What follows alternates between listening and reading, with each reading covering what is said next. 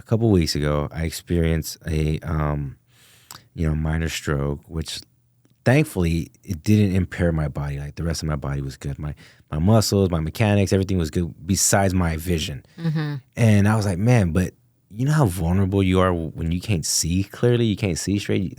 I mean, you're really limited on what you can do. Right. I couldn't drive. I could hardly walk straight. And I had to really rely on people.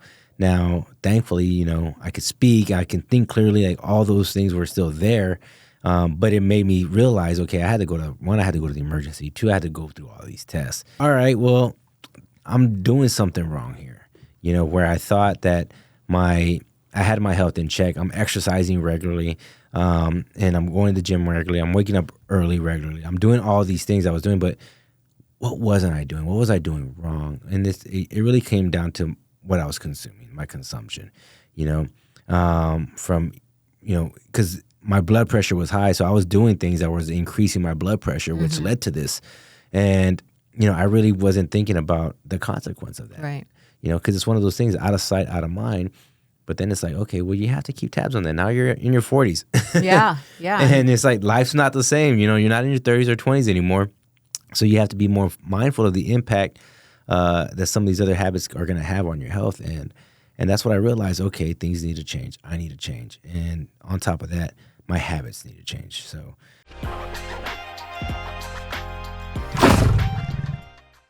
welcome back to Always Level Up the podcast. I'm your host, Carlos Garcia. And Tracy Ross Garcia. We're here to talk a little bit more on growth, mindset, and habits that help everyone become their best selves, finding success in life and in business. Amen to that. And this episode is sponsored by Level Up Realty, your number one source for investment real estate. So moving forward, today we're going to have a topic that we're going to discuss about, which is one of Napoleon Hill's principles of the habit of health, which I think is a perfect timing to have this discussion. Whew, let's talk about that. He reminds us that our having health consciousness, right? Right. Which is just really being mindful about kind of what's going on in our physical body, our mental health as well, and really you can't truly find success until you address things related to health. Yeah, and what he's typically referring to cultivating deliberate, positive routines that maintain physical, mental, and emotional well-being to support health building and achievement. So it ties into like when you're taking care of yourself, everything else starts to fall in place.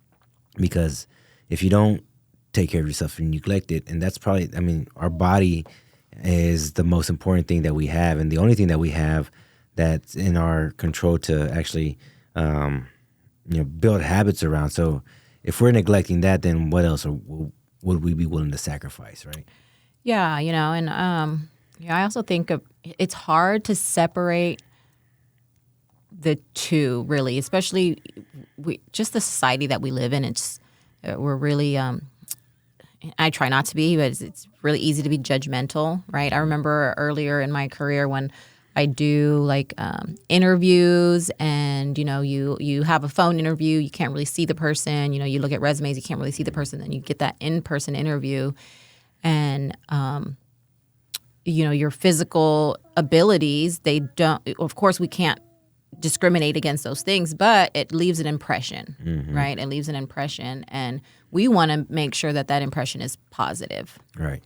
And let's be honest, right? Like I've been on both sides of the spectrum where I've been unhealthy, overweight, and just had a bunch of bad habits that were leading to poor health. And then I've also been on the other side where I've been more health conscious, where I started, creating positive routines. And you could just tell the difference. Like I could honestly tell the difference of my performance, where I was mentally, and usually in the time where I was overweight, I was definitely a person that enjoyed leisure, and enjoyed, indulgence in food and alcohol and just all those things that lead to bad health. And then it's like, you get to a point where, all right, well, things are starting to happen, and I'm not going anywhere. You're like, dude, I'm not going anywhere. Things aren't working in my favor. They're actually working against me. So what's wrong? So you look outward at the environment instead of internally at like, what am I doing wrong? Mm-hmm. Yeah. What can I actually change within myself, right? Mm-hmm. And that's the kind of what he talks about too, Napoleon Hill, where it's just really starting with the awareness and the intention, right? It's not about being like a super attractive, having this super attractive appearance, because we all know that doesn't always equate to a healthy. Exactly. But it is being very mindful of like how, how am I spending my time? Am I prioritizing things that matter? Am I eating veggies? Like things that, because a healthy diet has you.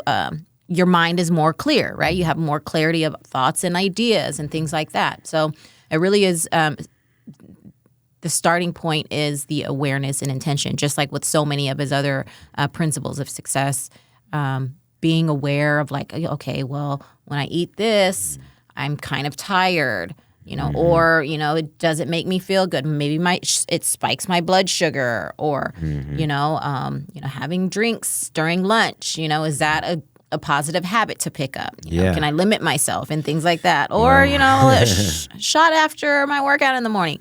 Whatever your habit is, like having the awareness and the intention behind, like, am I making the right choices that are going to allow me to see the success that I've set up for my day?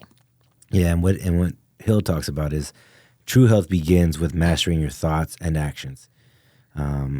Self-discipline is essential for directing mental energy towards constructive ends. So, when I think about that, and it's so true, because if you're not aware of these habits that you have, and you think that it's everything else under the sun besides your own what you're doing to yourself, then you'll miss it, right? So it's like, okay, we have to start with self-discipline. And when I was studying this book in the beginning, I found that what I had to do was dig into the self-discipline. Right. And that discipline is like, well, how do you become self-disciplined? And self-discipline is an exercise, which means you got to do things that are outside of your comfort zone, but the things that are good for you. Right. So for me, the starting point of that was, okay, early mornings and running. It actually began with running. And that was like my foundation to do something I didn't like to run, and I didn't like to wake up early. Mm-hmm. And then it became a habit, and I did it for a long period of time. And it helped me change things and start to get some more control over some of these other habits. But over time, it became a norm. And then, I kind of forgot about what got me there to that point. And then you think, then you start to feel like, okay, well, I'm good now. Mm-hmm. I have the discipline. I'm good, and I'm okay. Like I'm on the perfect path. And then the cheat days become a little bit more frequent. And then you're back to the drinking alcohol again and abusing it. And those are things I can reflect on myself because, like I mentioned earlier, recently, you just had an experience where we had the health scare, right? Mm-hmm. And, I a couple of weeks ago, I experienced a, minor stroke, which thankfully, it didn't impair my body. Like the rest of my body was good. My muscles, my mechanics, everything was good besides my vision. Mm-hmm. And I was like, man, but you know how vulnerable you are when you can't see clearly, you can't see straight? I mean, you're really limited on what you can do. Right. I couldn't drive. I could hardly walk straight. And I had to really rely on people. Now, thankfully, I could speak. I can think clearly. Like all those things were still there. But it made me realize, okay, I had to go to the emergency. 2, I had to go through all these tests. Yeah, I mean, you were admitted to the hospital. Yeah, and it's spent like a whole weekend there. And I'm like, all right, well, I'm doing something wrong here.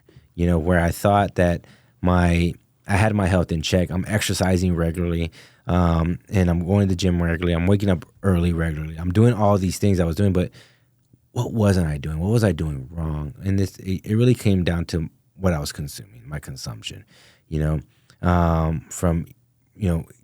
my blood pressure was high. So I was doing things that was increasing my blood pressure, which led to this. And, I really wasn't thinking about the consequence of that. Right. Because it's one of those things, out of sight, out of mind.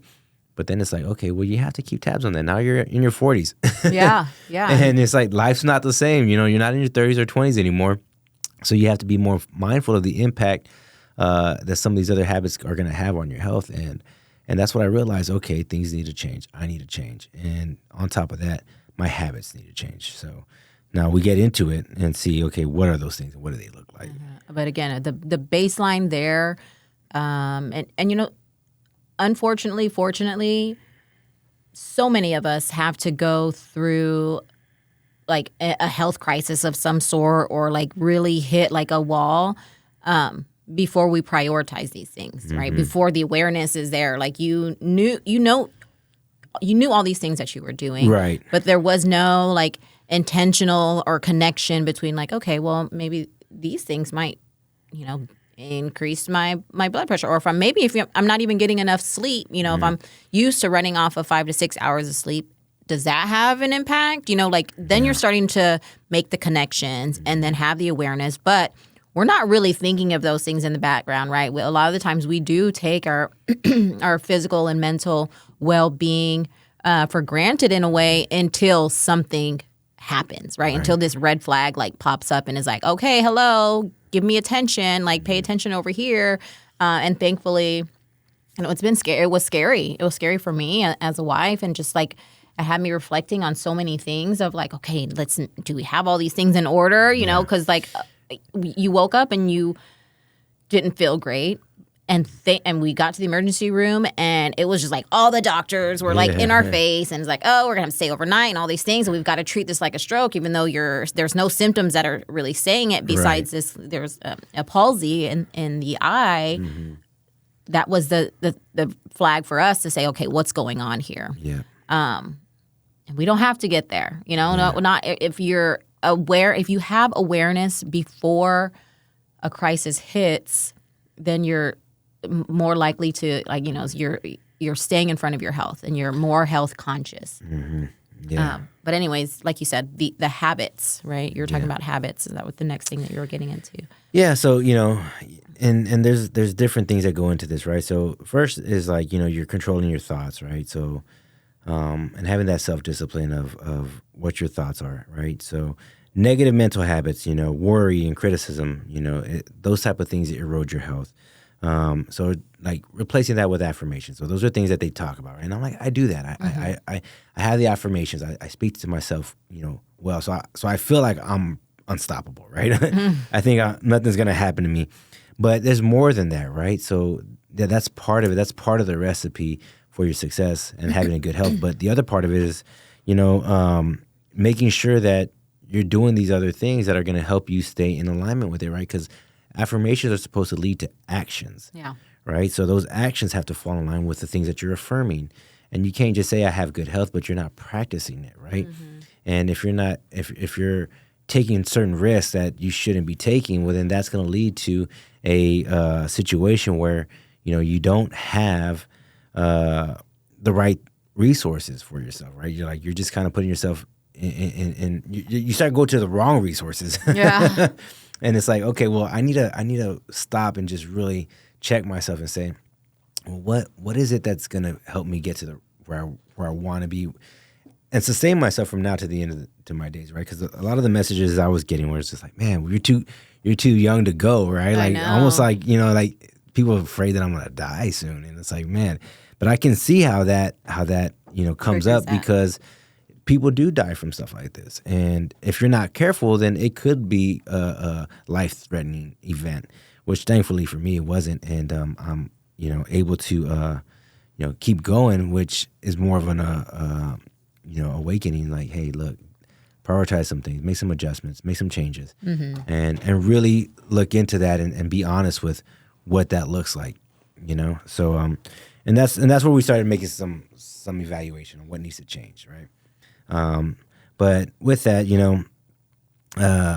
we have to adjust the routines. Yeah. Right? What are the routines? Right? What are the daily routines? And I like this. What he says, you have to adopt consistent practices like moderate exercise, balanced nutrition, and adequate rest. He warns against extremes, overwork, or laziness. Both sabotage health. So this is where I get kind of caught up, right? Like I don't want to, they say rest, but I don't want to get lazy. So you have to know what a healthy amount of rest is. And that's where I'm like, okay. And we were talking this morning. I was like, man, am I resting too much, or am I getting right where I need to be, or am I starting to get to the lazy side of it?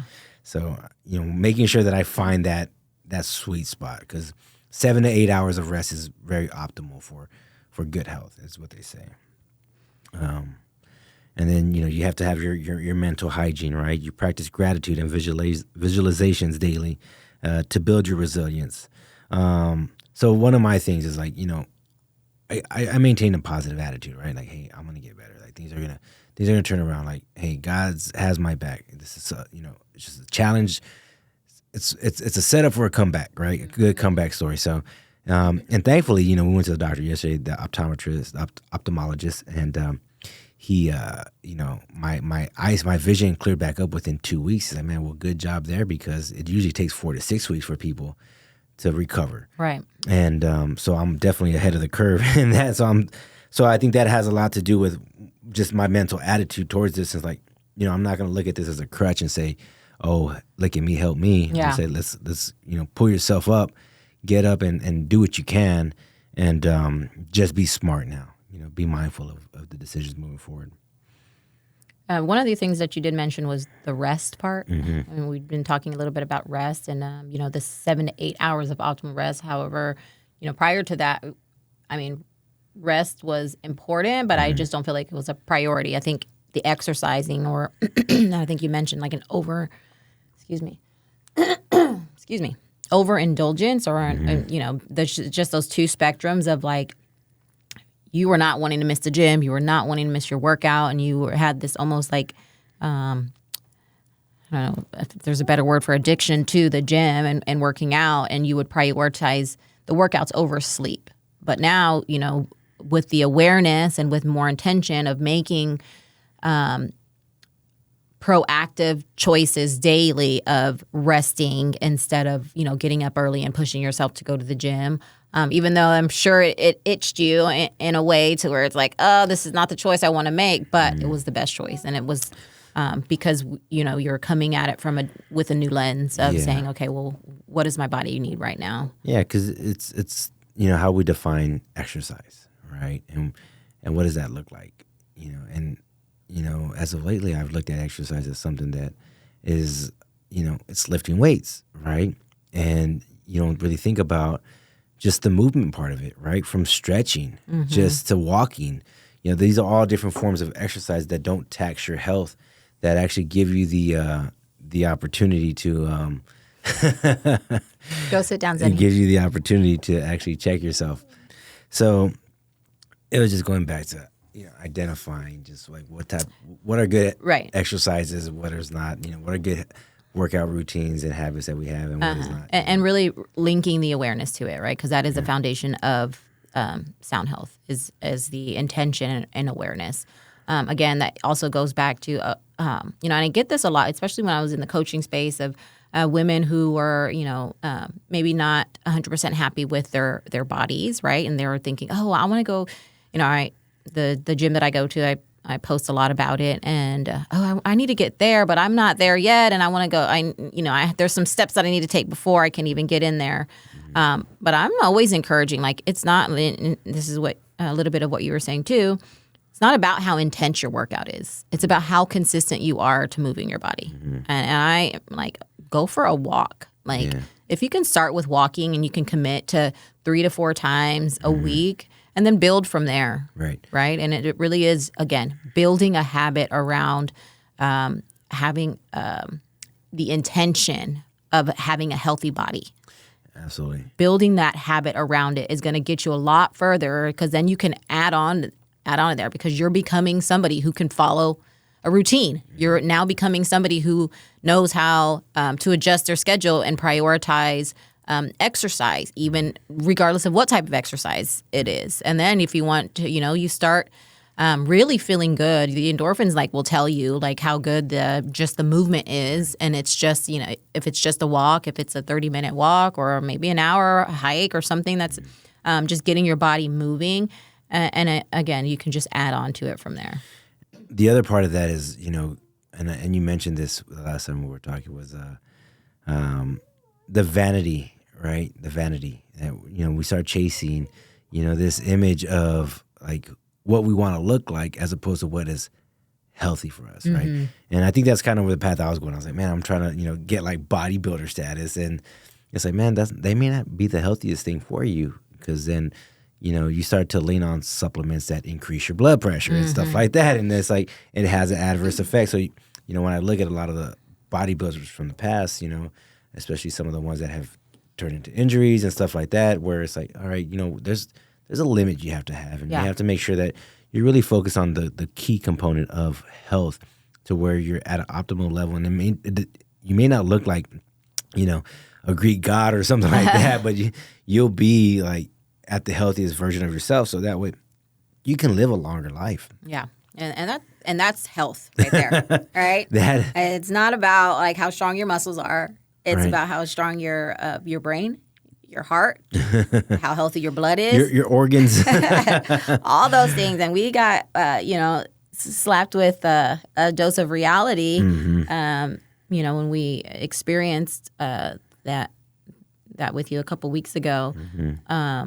But again, I think we just lost track of that awareness and the intention behind, okay, well, what is it that you wanted? It went from wanting to like, I want to have this lean body and doing these things, but were your exercises matching that, right? And or were your goals and your actions aligned? Yeah, and it changes from being disciplined to actually, just being vain. And it's like, all right, let's get back on track to what really matters, and that's so you have at some point, you have to. Some people have to go through things that are gonna make them wake up. Some people go through things that just it's too late. So it's like, when you have these warnings and you have these signs, like you have to pay attention to them and then make the correct adjustments, because when you're doing that, I think that's where it translates into business. That translates into your family life. It's just who you are overall as a person, right? So, when we're able to check ourselves where we're at and what we're doing and how that's impacting us, well, now we're caring about those that it's having an indirect impact on, right? So for me, knowing that, it's caused you to have to do more things that you typically don't have to deal with now, because one, taking care of somebody and making sure that you're able to support them and get to their appointments and stuff like that, that's additional weight. And then even, not being able to drive and you having to drive me around, like, that's additional responsibility where you're already doing that with the kids. Like one more grown kid to do, to take care of. So, I can't be selfish like that and just think about myself. I have to think about, well, man, if I'm not taking care of myself, what kind of impact does that have? Especially at an early age in life, right? We're still young and still have a lot of life to live. So, so we have to get in front of it. Now, me being a responsible person and having to take this on, then I need to take it more serious. So I encourage people that are out there that are, going down this path, and to keep your health in check. Yeah. Because if you don't, and look, you don't have to be a bodybuilder. You don't have to be Mr. America, Miss America. Like, that's not what it's about. Yeah, I mean, you don't have to run marathons. You don't have to, be at the CrossFit gym 5 days a week.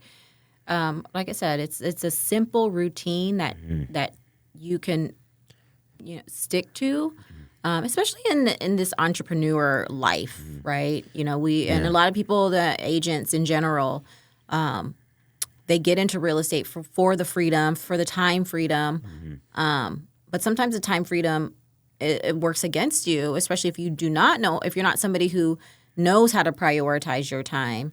There's long hours, there's that grind culture.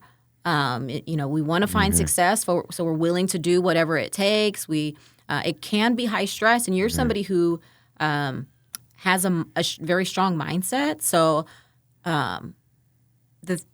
the average person might probably be stressed out by the amount of responsibilities that you have. I mean, come on, just with the 7 kids alone, and a wife and a business and, an early infantry business where we're trying to grow it, and just like, it takes a lot of hours. It takes a lot of time. It takes a lot of mental capacity. And when our health is not prioritized in that way, then, there is a shock to the system. Yeah, because what it affects is it affects your emotions and it affects your ability to reason, right? And what Hill talks about here is you have to harmonize your heart, which is your emotions, and your head, which is the logic, right? So to avoid impulsive behaviors that harm well-being, such as overindulgence in food, alcohol, or stress, right? So a lot of times when we're not prioritizing these things, then guess what happens? Yes, we're going to eat more. We're going to drink more, right? And these are like silent killers because you don't really know. You become unaware of what's actually happening to yourself, So in those moments, you have to think about, man, am I really going down this path where now it's going to lead me to a potential health scare or something that happens that's going to knock me off my game and derail me? And I've seen this happen not only to myself but other people where they're like, man, something happens to them and then they're out because they have to take care of themselves. And now what happens? They're not taking care of their business. Yeah. They're not taking care of the things that are going to provide for them. Now they become somebody that has to be taken care of. And to me, that's a hard pill to swallow. I don't want to be that guy. I want to be able to be the provider that can help and show up and do the right things and do the things that are going to take care of my family. And we're also able to have the freedoms that I want to enjoy life to the fullest. We talked about sleep, and you can replace the word sleep with anything else, but it says skipping sleep to get ahead actually slows the progress, right? So the same with ignoring, exercise or ignoring the stresses. We think that, okay, if let me just ignore that and let me just overcome that or sweep it under the rug and I can just get ahead and I can just power through. And that, again, that often causes us to have a setback. Right. And then we're like, and then we've got to take, we're trying to truck it through and take those steps forward. But in reality, it just really holds us back. So again, you have to be mindful of the choices, being proactive about the choices that we're making each day, so that it is in alignment with your success. Right. Because we're talking about success habits here. So and health being the topic where without our good health, what is anything else? Yeah. I've seen we've probably heard stories, right? People that become very successful and they don't take care of their health. What happens? Mm-hmm. And typically they're spending their money on doctors and medications and stuff like that to try to take care of themselves because they don't want to have the discipline to do the things that are going to help them live longer. So it's almost like which pain do you want to suffer, right? Mm-hmm, mm-hmm. They always say, is it the pain of doing the work or is it the pain of somebody, feeding you a prescription that you don't want to take, and the side effects that come with that. It reminds me of, having the awareness, and I can look back now and say, wow, that was really great awareness, and that was maybe even the Holy Spirit helping to guide me. But I was working for a person who was just on paper, all the things just great, and all the accolades, and a really high achiever. And these were all the things that I wanted and a mentor and that I was seeking out. And this person was actually my boss. So I was like, okay, this is a great place for me to be. I can learn. I can do all these things. And then what I started noticing was some health issues. That person was dealing with a lot of health issues, like would get dizzy spells. I mean, losing their hair, like thinning and things like that. Like, and it really led me to reflect on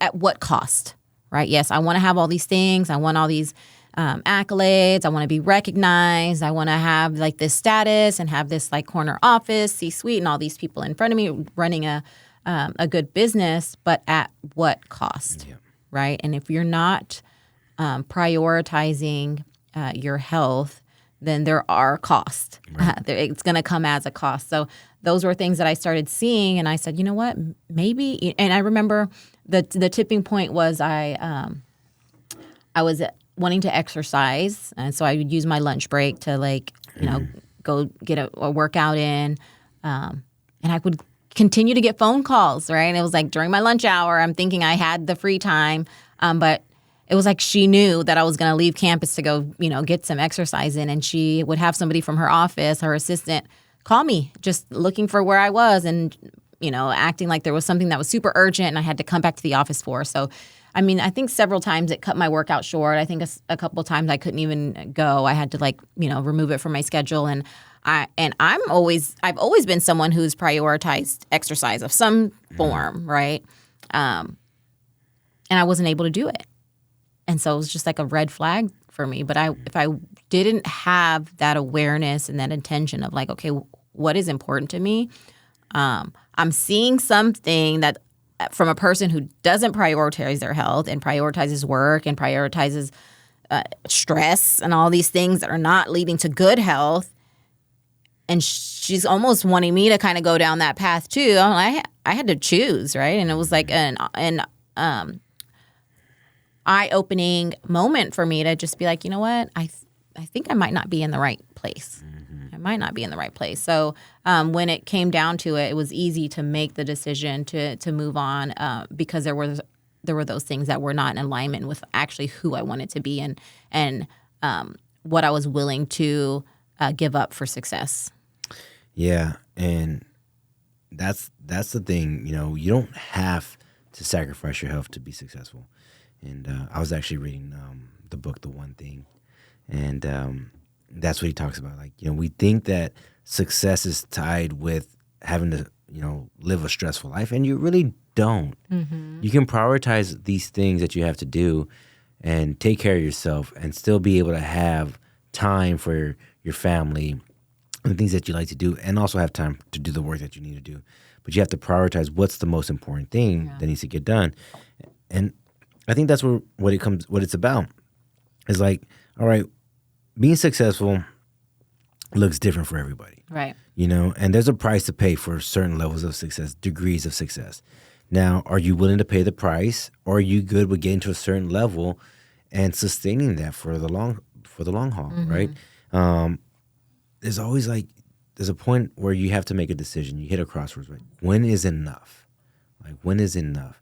And a lot of times people will push past that point and then end up getting more than what they bargained for, and it costs. And the cost is a lot greater than what they really want to pay for that success. So I think at that point it's not really success anymore. Right. Now it turns to long-term failure because you didn't stop when you should have stopped. Yeah. This life is short. Yeah. Life's short. What a lesson. Life is short. So we have to do the best with what we have, but we also have responsibilities, whether to ourselves, to our family, to our children, whoever it is, like whatever your life looks like. Everybody's life is going to be a little bit different. But if it's just you, then you owe it to yourself to take care of yourself and have the healthiest life that you possibly can, and still maintain the level of success to enjoy your life to the fullest. And really, if you want to, even if it is just you, it's not just you. If you're a spiritual person, right? Because God gave us this body for us to steward and for us to take. This is our vessel, right? And we hear that all the time. Like, we've got to take care of our vessel because the Holy Spirit resides within us. And that's awesome because that's so true. And in the next point, it just kind of goes to just kind of wrap it all up. It's not about sporadic fixes, but it's a disciplined mindset. It's not like, hey, I'm going to make this tweak for a little bit of time and then I'm going to get back to it. We have to stay disciplined and we have to stay consistent.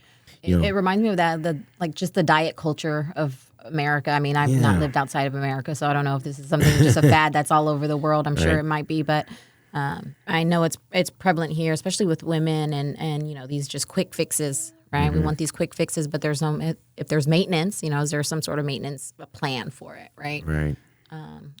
Yeah, because you have to treat your body as a trusted ally in your wealth journey. You have to enforce self-control with positive repetition.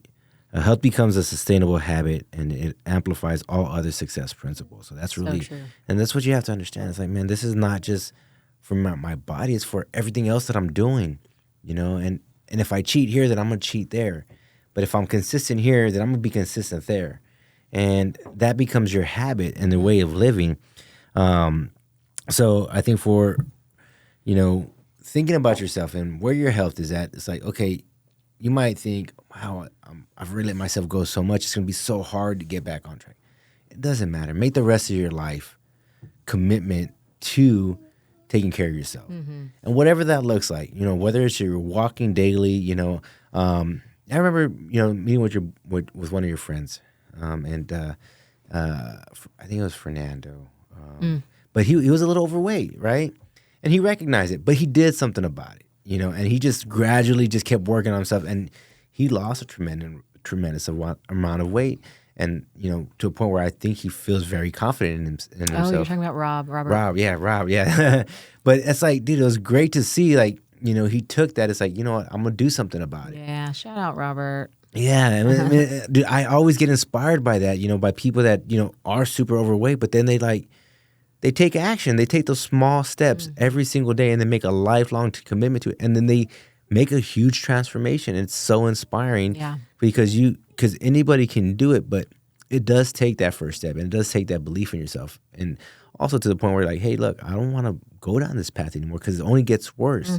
So let's try to reverse as much as we can and get ourselves on a good, plan moving forward and create these success habits, because then from there, that'll translate into how the rest of your life will go. Yeah, no, I love that.